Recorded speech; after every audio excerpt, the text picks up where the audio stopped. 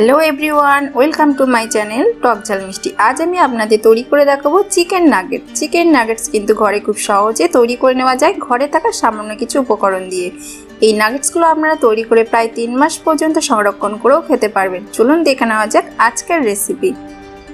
এর জন্য এখানে আমি 3টি স্লাইস রুটি নিয়ে নিয়েছি। এবার এর সাইডে যে ব্রাউন অংশ সেই অংশটাকে কেটে নিচ্ছি। চিকেন নাগেটসের টেস্টটাকে বাড়িয়ে তোলার জন্য ও ভেতরের জুসিনেসটা বজায় রাখার জন্য কিন্তু পাউরুটি অবশ্যই ব্যবহার করতে হবে। সাইডের অংশটিকে কেটে বাদ দিয়ে দিচ্ছি আর ভেতরের অংশটিকে এইভাবে আমি টুকরো করে কেটে নিচ্ছি ব্লেন্ডের সুবিধার জন্য। দেখুন ছুরি দিয়ে একটা এই পিসগুলো করে নিয়েছি পাউরুটি। এবার একটা প্লেটে নিয়ে নিচ্ছি। এবার একটা মিক্সার ব্লেন্ডারে আমি পাউরুটিগুলো দিয়ে দিচ্ছি। এগুলোকে ব্লেন্ড করে নেব। দেখুন ব্লেন্ড করা হয়ে গেছে। আর নিয়েছি এখানে 250 গ্রাম বোনলেস মাংস, হাড় ছাড়া। ব্লেন্ডারের সুবিধার জন্য ছোট ছোট পিস করে নিয়েছি। এবার ওই ব্লেন্ডার জারে এই মাংসগুলো আমি দিয়ে দিচ্ছি। আর এর মধ্যে দিয়ে দিচ্ছি 1 চামচ আদা রসুন পেস্ট, আর দিলাম স্বাদ মতো লবণ, আর দিলাম 1/2 চামচ লঙ্কা গুঁড়ো, আর 1/2 চামচ ব্ল্যাক পেপার, আর দিচ্ছি 1 চামচ সোয়া সস। এবার সব উপকরণ চিকেন আর ব্রেডের সাথে ভালো করে মিশিয়ে নিচ্ছি একটা চামচ দিয়ে। এবার এগুলোকে আমি ব্লেন্ড করে নেব। দেখুন ব্লেন্ড করা হয়ে গেছে। দেখিয়ে দিচ্ছি আপনাদের ব্লেন্ডটা কতটা ভালো হয়েছে। হাত দিয়ে দেখিয়ে দিচ্ছি কতটা স্মুথ হয়েছে। দেখুন কত স্মুথ হয়েছে ব্লেন্ডটা।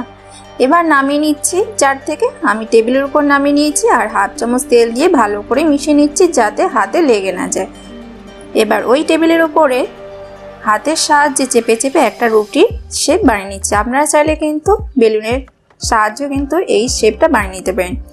আর সাইডের যে অসমান অংশগুলো আমি কেটে বাদ দিয়ে দিচ্ছি একটা ছুরির সাহায্যে।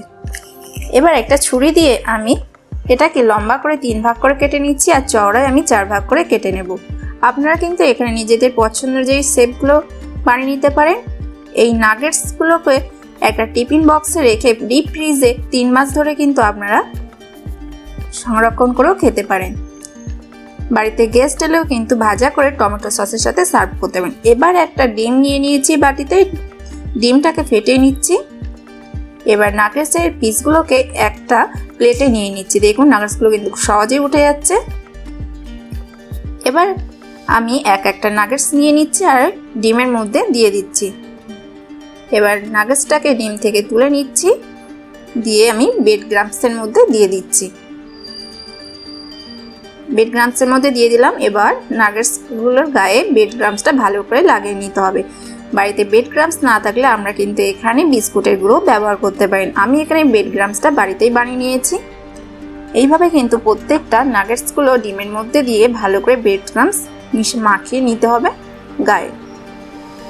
এইভাবে কিন্তু প্রত্যেকটা নাগেটস বানিয়ে নিতে হবে। আমি এখানে নাগেটসগুলো কিন্তু বানিয়ে নিয়েছি। এবার চলে যাব ভাজার প্রসেসে। এর জন্য ওভেনে প্যান বসিয়ে তেলটা হাই ফ্লেমে গরম করে নিয়েছি। এবার ফ্লেমটা মিডিয়াম করে নাগেটসগুলো দিয়ে দিচ্ছি।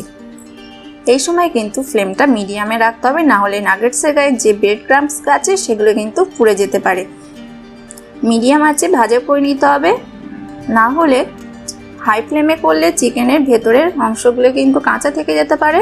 আর মিডিয়াম ফ্লেমে করে নিতে হবে যাতে সুন্দর ভাজাও হয় আর চিকেনগুলো কিন্তু সেদ্ধ হয়ে যায়। এইভাবে এপিট ওপিট করে লাল লাল করে ভাজা করে নিতে হবে।